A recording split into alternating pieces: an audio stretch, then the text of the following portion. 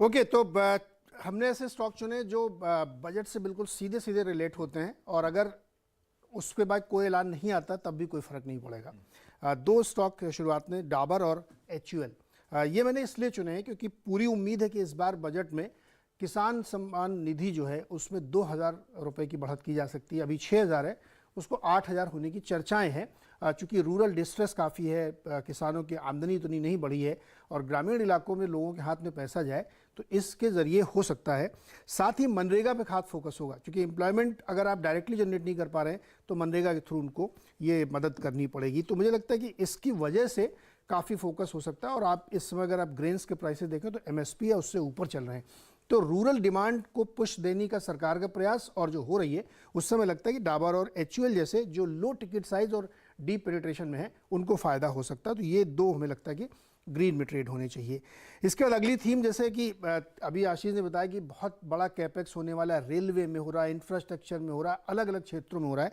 तो कैपेक्स के समय जो दो कंपनी सीमेंस और ABB हैं जो हाई क्वालिटी, एक्सक्लूसिव और बहुत ही कटिंग एज टेक्नोलॉजी प्रोवाइड करती हैं, उनको मैंने इसमें चुना है। इर्रेस्पेक्टिव आप कैसा भी बजट पेश करें, इनको ही फायदा होता है, क्योंकि इनके पास वो टेक्नोलॉजी जो शायद किसी के पास नहीं। सीमेंस ने तो अभी हाल ही में कितने बहुत सारे रेलवे इंजन्स का कॉन्ट्रैक्ट हासिल भी किया है। तो इन दो को ध्यान में रखिएगा, क्योंकि किसी भी प्रकार का कैपेक्स हो, चाहे वो प्राइवेट का कैपेक्स हो, चाहे सरकारी कैपेक्स हो, या किसी भी तरीके की टेक्नोलॉजी रखेंगे तो हमें लगता है इन दोनों को फायदा होगा।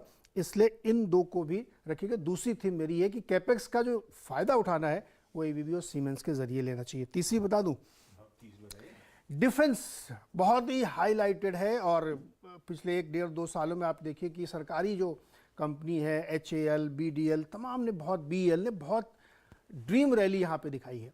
मैं इससे थोड़ा हट के प्राइवेट में जाना चाहता हूँ। दो छोटी प्राइवेट कंपनी है जो बहुत ज़्यादा उम्मीद से है कि जो भी बजट डिफेंस पे फोकस सरकार करेगी, आत्मनिर्भर बनने की करेगी और एक्सपोर्ट को बढ़ावा देगी, उसमें इनको फायदा होगा।